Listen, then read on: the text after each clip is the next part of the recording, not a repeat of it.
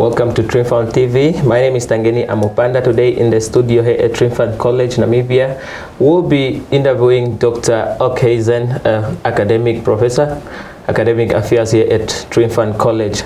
Doctor, how is the morning today? Good morning. No, it is very well. I am well, and it is for me a privilege, and it is the first ever that I have been on academic issues, been interviewed, so it is 2025 is good for me. Thank you. We really appreciate having you today, where we'll be looking and discussing things relating to academics. Can you please briefly just tell us about your academic and your professional background? That will include on what inspires you in leadership role in academia. Thank you very much. I think mine is a very rich, God-blessing life, academic life, teacher's life that I have spent here in Namibia. I am a trained teacher. I had been qualifying years back at the University of the Western Cape, completing my BA of Arts degree with majors in history and geography, and then I had completed my secondary teacher's diploma. And in 1980, I started with my teaching career. That was at my alma mater, the Dr. Lemmer High School. So I only taught for 1 year there, and then I had taken up a position at the Ella Du Plessis Secondary School here in Kommersdal. And then I think if you refer to leadership, I think I'm this cliche of being born leader, because only after 2 years I got the head of departmental position at Ella Du Plessis, and in 1993 the Concordia College, can you remember that institution? So I was privileged to have started as the first geography teacher at Concordia College. So, but me there, it was only 1 year, and then I came back to Ella Du Plessis, taken up again head of department position. Then they had split Ella Du Plessis, the senior secondary phase, the old standard 8, now grade 10 to grade 12, had been moved to David Besaidnout High School. So I went there, and there I was appointed as deputy principal. So in 1989, I applied for an education planner position at the then Colored Affairs in the old regime. And I was appointed educational planner. So came 1990, we got independence, and I stay on as educational planner in the Ministry of Education in Namibia.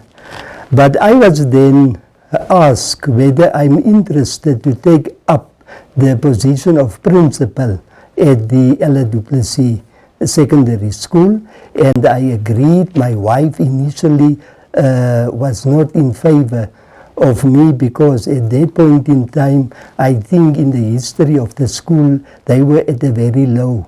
And I said, yes, if I can come and help, if my leadership can count for anything, I'm willing to take up the challenge. So I took up the challenge, and I became principal of Ella Du Plessis with Mr. Kloppers. He had retired now at Jan Moore, him as then the deputy principal, and we had a very good time. But again, after 2 years, I was offered the position of chief education planner in the ministry with the examinations department, your department DNEA as it is known now. And I took up that position 93. In 1995 I was appointed as assistant registrar at the University of Namibia. So I also changed that position again from chief education planner to assistant registrar.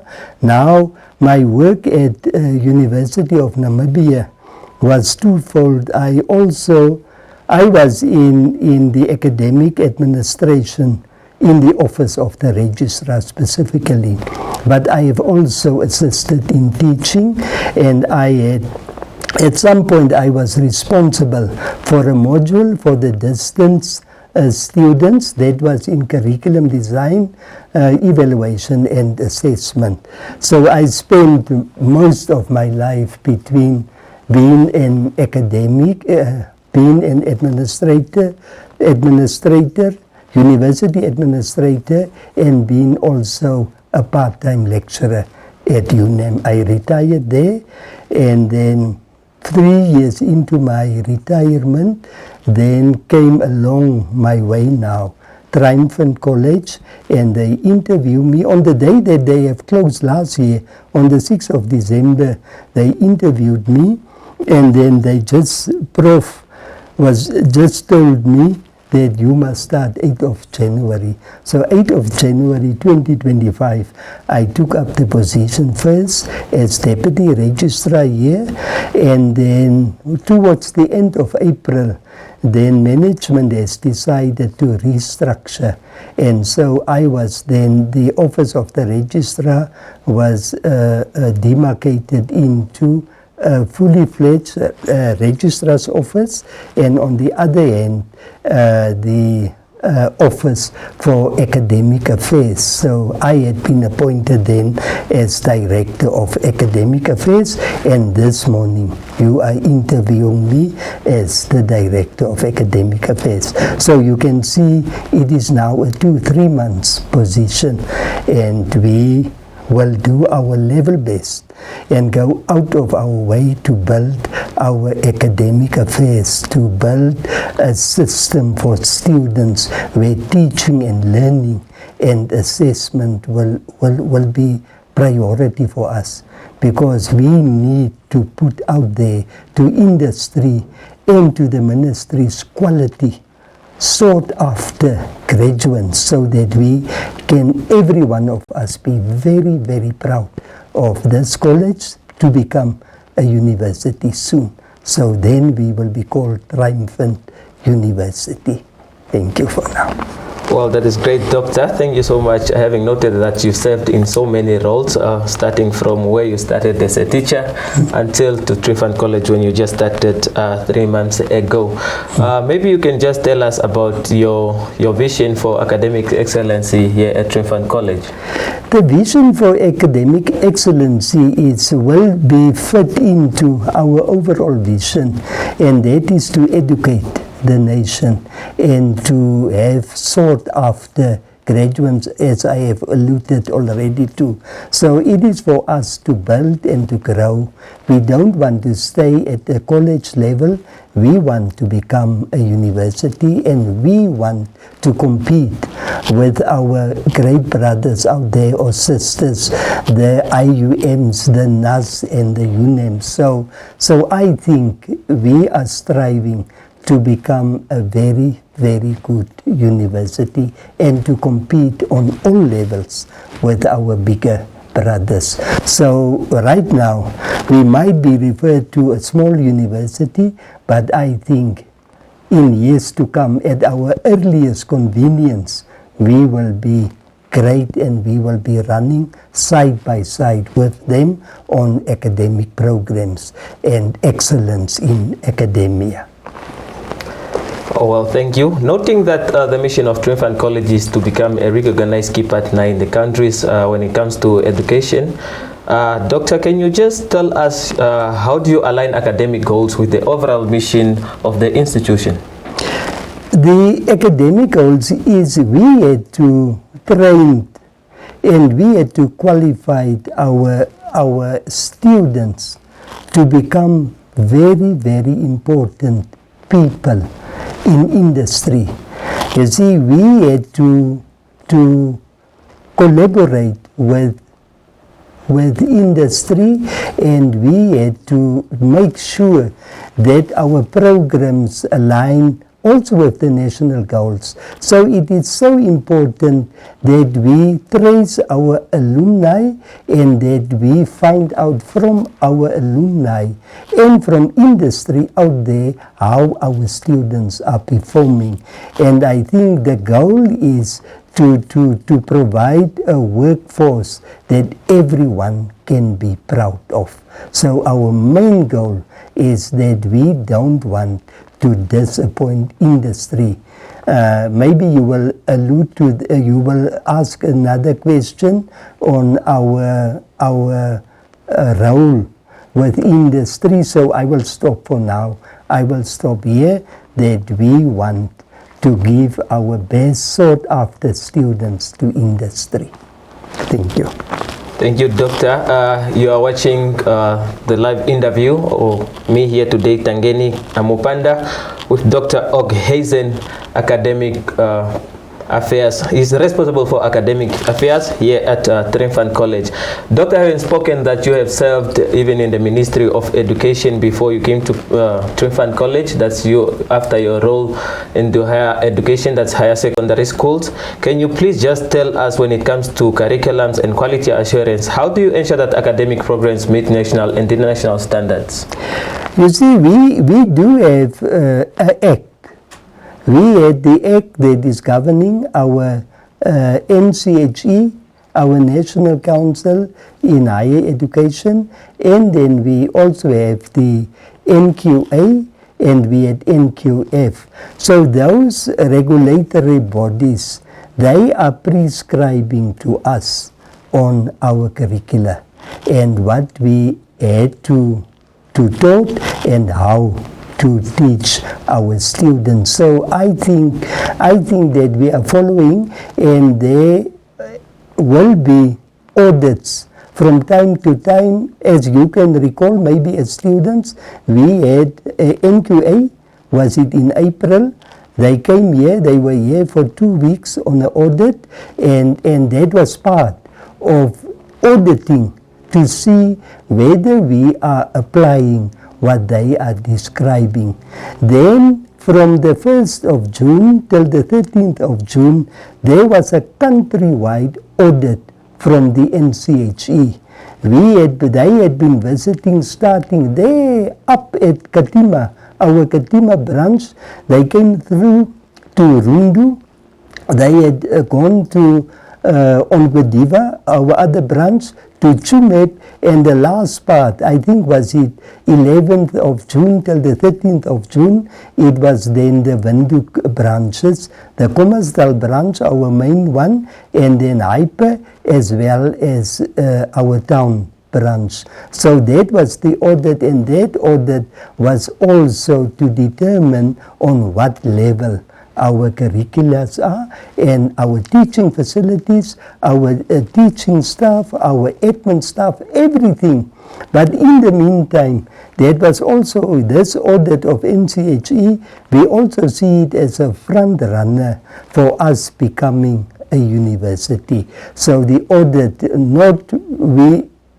we hope that we will have a positive audit. Already we had our preliminary one is very positive, and we think that our way now in becoming a university is much smoother. So one of these days we will be called Triumphant University.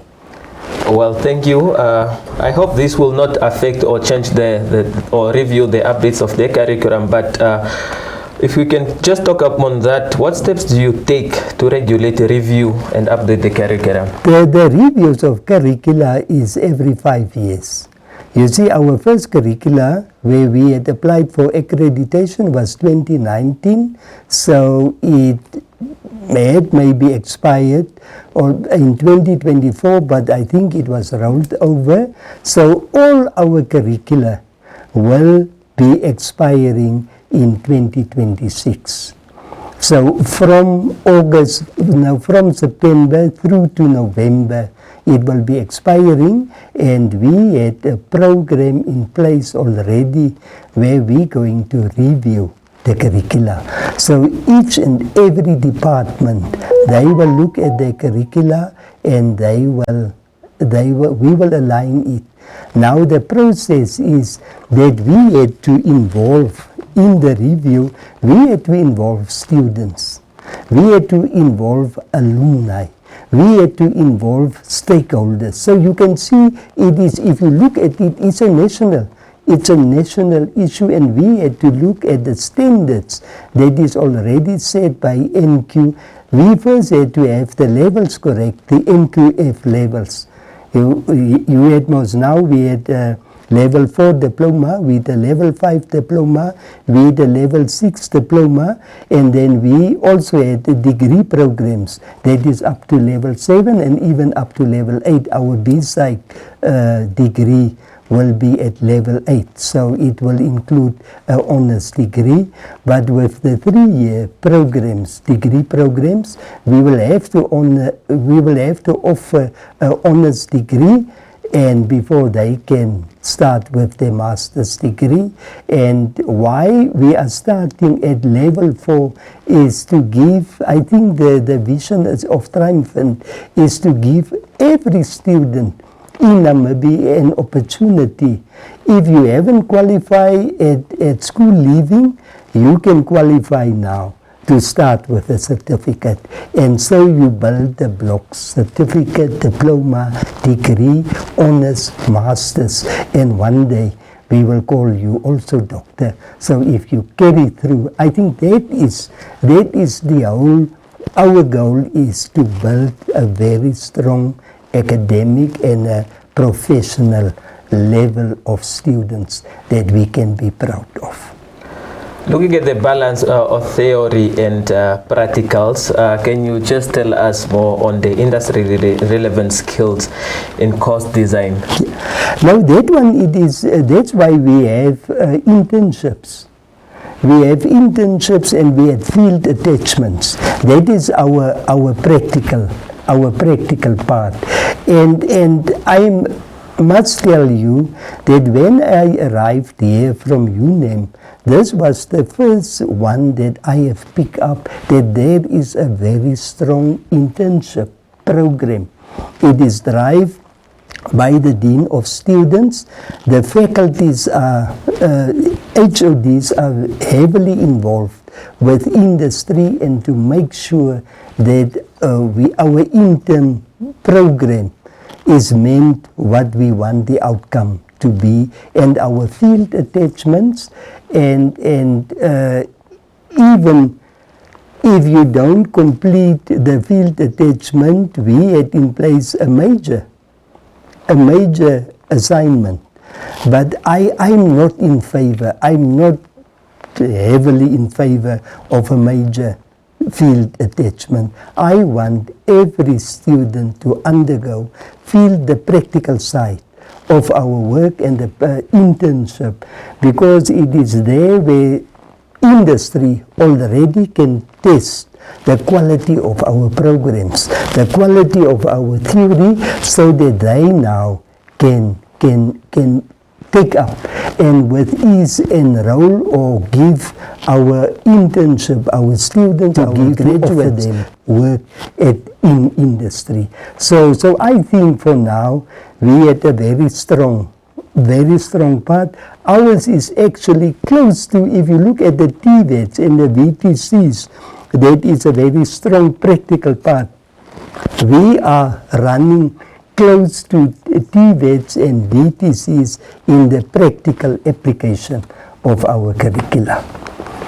Well, thank you, Doctor. Before we just conclude on this curriculum and quality assurance, and have talked about the students' attachments, can you just tell us if the institution have some collaborations with different institutions in terms of them approaching those institutions so that they can give indents to their students? Or perhaps the students are the ones responsible for themselves to go out there and look for their own internship opportunities. Is the institution in collaboration with different organizations? I think since we are a growing institution, that for now I think maybe we do not have the resources, human resources, that we had to go out.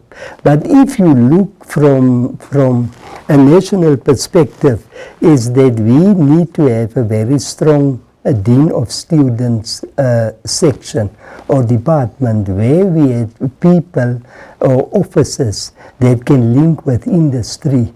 But the positive for me in the 2 months what I have realized is that our faculties also have a very strong connection with industry, because they are looking and they are following up on industry. And my job description as Director of Academic Affairs is that I had to look after stakeholders engagement. So we will have to set up an office that we can go out physically, contact, have consultations with industry so that our students can have the opportunity for internships. I can also mention to you that if you look at SWAPO's manifesto, and it was declared or it was indicated in the manifesto that the SMEs, they had to accommodate our tertiary institutions in offering internships to our students. So that one we will also, it is our priority that we had to take up the CEOs, or try to reach or have appointments with the CEOs so that we can explain to them. We want to have MOUs, Memorandum of Understandings, with each SME CEO so that we know in the end our students will not hang around, they will not struggle, they will not be frustrated, but after finishing the theory part, that they go into the internship part and come back and qualify and be ready for industry. Well, thank you so much. Looking at the departments, there are those that are underperforming and so on. Can I just ask on how do you handle underperforming programs or the departments? The departments, I think it is to start off with, we first had to have peer reviews. So we are currently busy with peer reviews. The faculties must also give us a program on how HODs and deans will do peer reviews, but also to sit in at your lecturers level. And after we had completed this one, there is we had a performance-based system where we are testing the performances, and you as students are also an arm that must assist us, because you are evaluating the lecturers. You had questionnaires to be completed, and the information from there, now we can pick up where we had problems of underperformance, or I will not say underperformance, but just maybe a lack of training and a lack of experience. And it is my office responsibility now to play a guiding role. So in reports, my first one would have been to look at training. If you see that the lecturer is not good in giving a lecturer, you had to assist that lecturer. So now you had to go and look at methodologies, you had to look at pedagogies, and you had to try to improve and to empower the lecturer. So I would in my role as a leader, I don't want to use the word punish and underperformance. It is rather for me to find out what a lecturer is lacking and to build on that one, to rectify, because we want to keep our lecturers and we want to make them the best. So that is my part. I don't want to refer to underperformance. I just want to prefer to a lecturer that have challenges. And you must remember, lecturers they are studying, say, up to their master's degrees. Your education students, they are going through pedagogies and through methodologies. So education lecturer, having qualified through the Faculty of Education, they are equipped to come and to present a lesson. But the ones that are doing, say, masters in arts or master in economics, they had no training, official training in how to lecture. So I think that is what we need to do. We need to train. We need to do a needs assessment, and after the needs assessment, we had to offer training to our lecturers, and that is what we're busy with. We try now to train them. We had adopted a blended learning approach that is now face-to-face, and it is also online. And we had to make sure that every lecturer knows how to use Moodle, and Moodle to its effectiveness, because you can load your study material, and you can give your assessments, and you can trace the progress of students. So that is what we want to with the money available, that we make sure. If you had noticed that at the main campus or commercial campus, almost all of our classrooms do have smart boards, and we want that one it should be used to the optimal and to the maximum. So training must also take place on that one. That is on our charts, and then thereafter, now we can say, now we will just walk side by side with a lecturer to perform to his or her best. So that is the part on training and underperformance, as you had called it.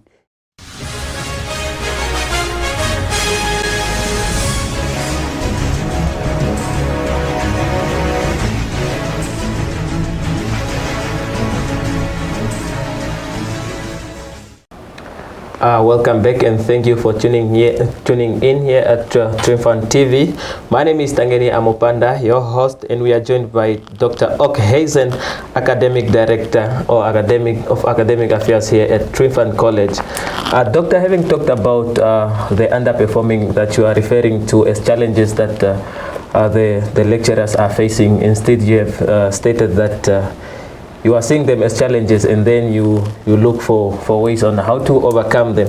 And I think this answer our question of faculty development and leadership, if we may, to ask the recruitment and the retain qualified academic staff, the measures, place, support professional development for lectures. But just to ask a little bit, how do you evaluate faculty department and encourage teaching innovation? Like I have alluded already to, is that we are busy with peer review. So we are having reports to lecturers. So we discussed the report, we discussed our visit, and we are recommending.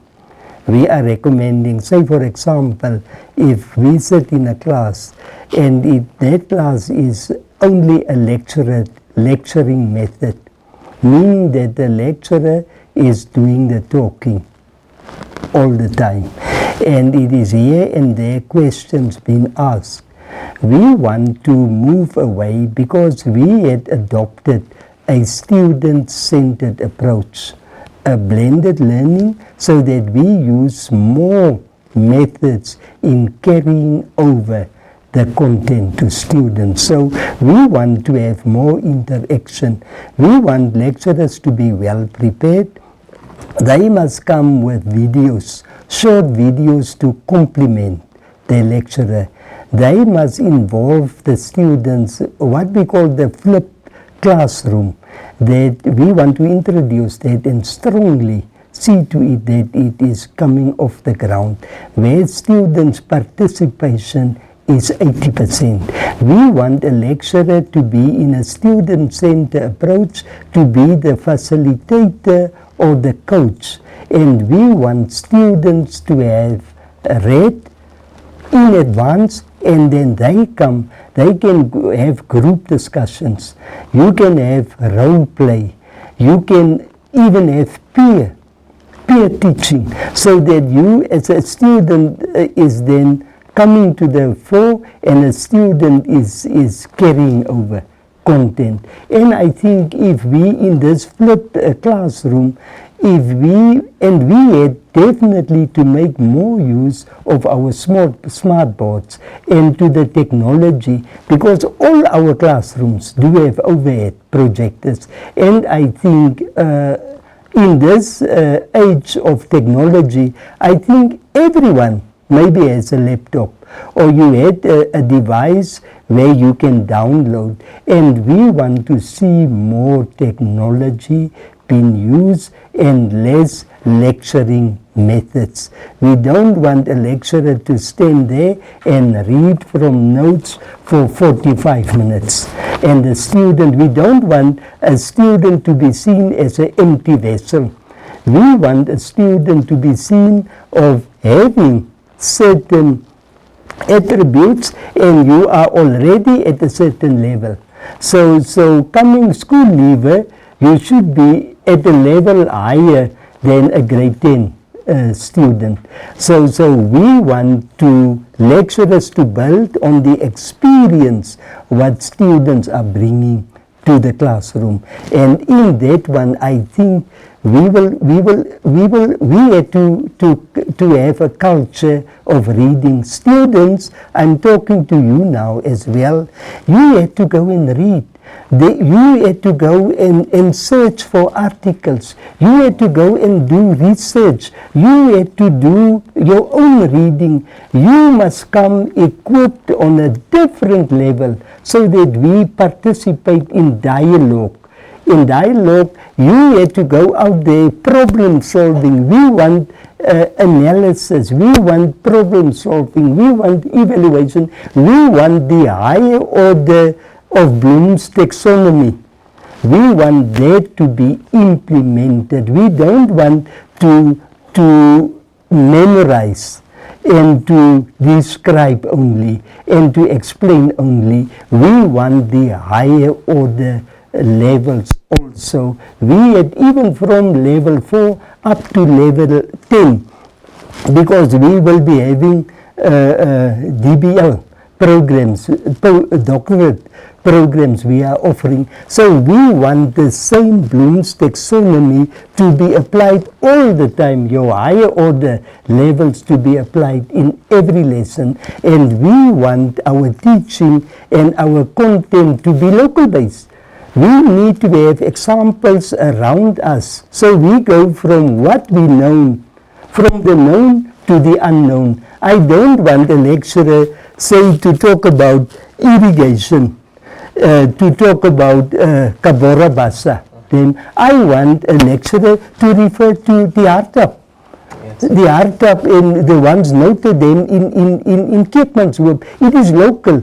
You need to know the local examples, and we need to apply, because if you have qualified here, you have to apply your knowledge on the local situation and not an overseas situation. We can use it to look at the differences, the different levels, but I think we had to do with the local, and our flip classroom must concentrate on that, so that we in the end had a total integrated learning, less teaching and learning, as far as I'm concerned, and we working at it, and I hope that we will, within this year, next year, we will be a different institution pertaining teaching and learning aspects. Thank you. So you are more looking into the balance of a student-lecturer relation? The relation, but also the participation. I don't want students to sit there and know nothing.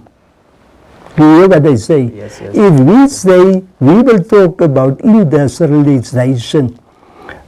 then I want students to have a knowledge already, to have read about that one and to come with knowledge, to come with questions, to come themselves with problem.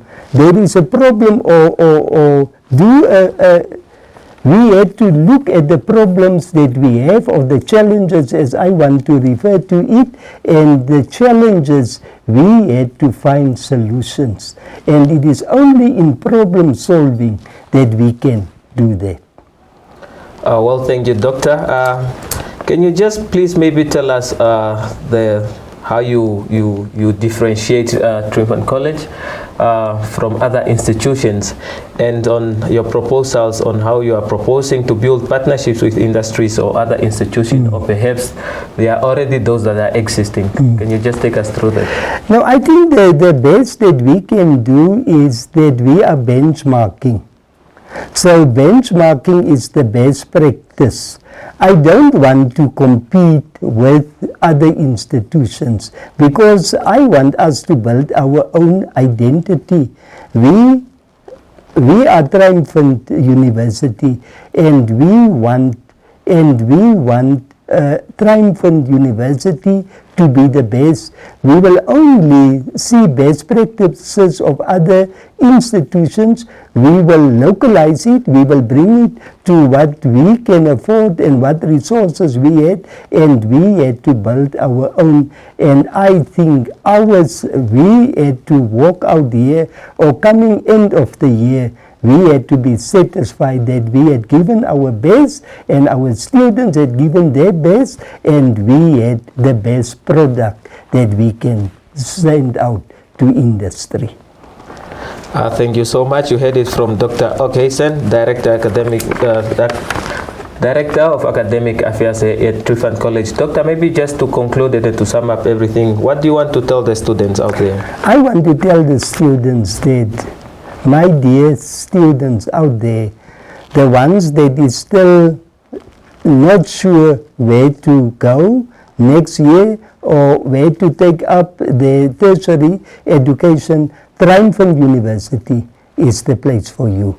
For our students, our distant students, we a little bit worried about our distant students because their participation in reading on the content, in attempting their assignments, in honoring due dates set by lecturers, it is worrying us because our distant students right now is at the brink that we might lose them.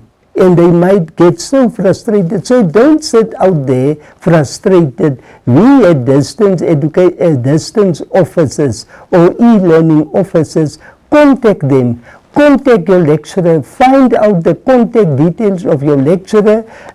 Be on Moodle on a daily, hourly basis. It is only then that you will know what is there. Are your materials there? Are the assessment loaded? And we are here. If it is not done, if you have difficulties, phone us, contact us, because we had enrolled you and we want you to be a successful student. On the full-time students, face to face, I am urging you to attend your classes every day, to be prepared, go read, go look at questions, go look at be a problem solver.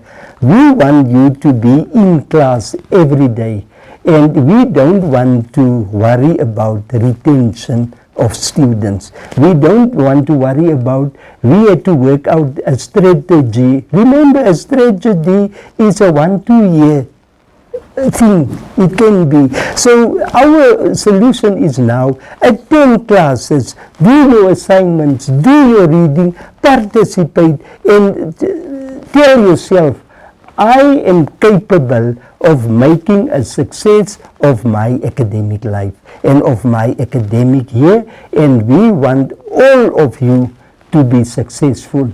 And the ones preparing now for second opportunity, please go read and read and read. Prepare well.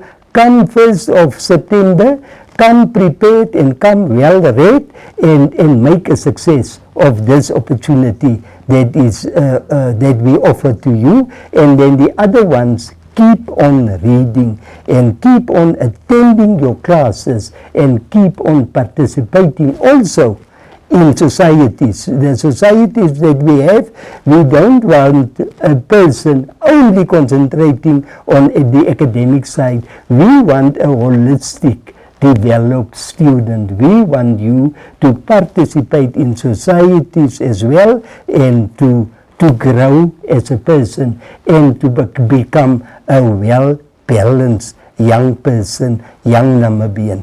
So I wish you all the best for the remainder of the year and also the upcoming supplementary and second opportunity exams, and we want everyone to have a pass mark behind his or her name. I thank you.